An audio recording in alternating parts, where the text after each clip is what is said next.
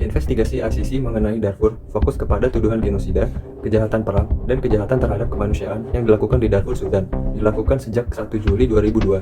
DKPBB menetapkan bahwa situasi di Sudan terus menjadi ancaman bagi perdamaian dan keamanan internasional, dan merujuk situasi ini ke ICC pada Maret 2005, dengan memperhatikan laporan Komisi Penyelidikan Internasional tentang pelanggaran hukum humaniter internasional dan hukum hak asasi manusia di Darfur.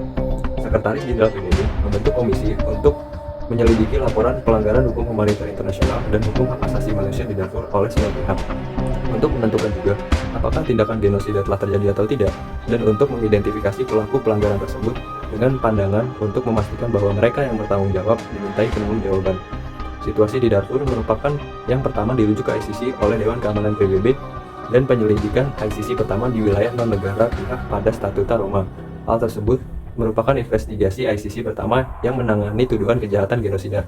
Mantan Presiden Sudan, Omar al-Bashir, merupakan presiden pertama yang diburu oleh ICC dan orang pertama yang didakwa oleh ICC atas kejahatan genosida. Sudan merupakan salah satu negara di Afrika yang menarik perhatian dalam dunia internasional. Mengapa demikian? Karena konflik etnis yang terjadi selama 17 tahun diakibatkan adanya pembatasan terhadap masyarakat di Darfur oleh pemerintahan Sudan, dan adanya juga perebutan sumber daya alam. Terdapat 3 kejahatan berat hak asasi manusia yang terjadi di Darfur yang merupakan kejahatan internasional. Yang pertama, kejahatan genosida.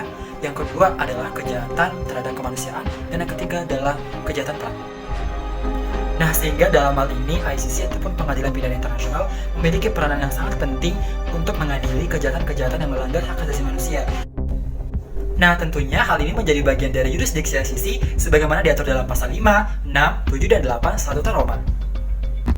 Konflik Sudan pada prinsipnya merupakan konflik internal dalam negeri yang kemudian berubah menjadi sesuatu yang sangat kompleks, baik itu konflik yang berkepanjangan maupun pihak yang berkepentingan dalam konflik Sudan ini. Sebagai organisasi internasional yang berperan dalam menegakkan supremasi hukum internasional, ICC sering sekali menemukan jalan buntu dalam penyelesaian konflik tersebut. Hal ini berkaitan dengan upaya dalam menjamin stabilitas domestik Sudan. Dalam arti bahwa penangkapan Presiden Omar al-Bashir akan berdampak pada situasi Sudan dan jaminan stabilitas domestiknya. Tantangan juga datang dari rendahnya motivasi para aktor yang bertikai untuk menyelesaikan konflik. Dunia internasional juga selalu senantiasa berusaha dalam menyelesaikan konflik dan ketegangan di Sudan. Hal ini dilakukan agar terciptanya perdamaian di Sudan, yang mana akan berdampak juga pada perdamaian dunia. Kegagalan dalam menyelesaikan konflik ini bukan menjadi alasan untuk membiarkan Sudan terus-menerus dalam situasi seperti ini. ICC Prosecutor Luis Moreno Ocampo juga mengatakan bahwa prioritas mutlak di Sudan saat ini adalah untuk menghentikan kekerasan. Para pihak juga diharapkan untuk menerima perdamaian dan keadilan, sehingga selain pihak-pihak yang berwenang dan aktor internasional, diharapkan semua pihak untuk dapat mendukung penyelesaian konflik di Sudan ini.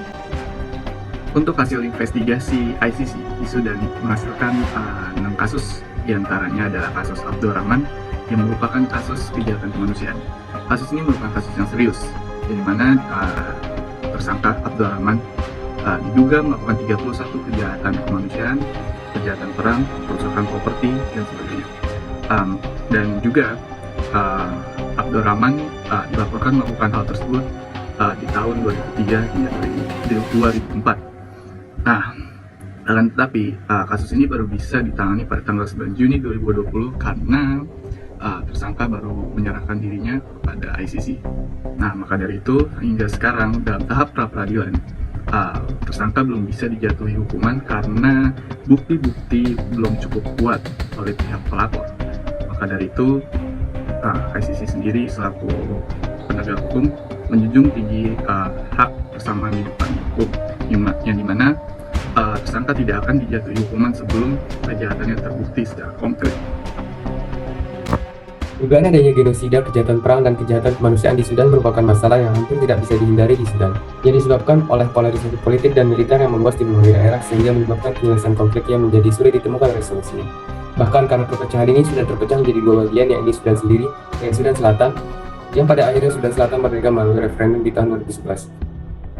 Untuk bisa menyelesaikan isu seperti ini, organisasi internasional khususnya ICC sepatutnya memberikan aturan yang ketat mengenai pengawasan pergerakan organisasi lokal yang diduga radikal yang secara pelaksanaannya bekerja sama bersama pemerintah yang diakui secara de jure dan facto.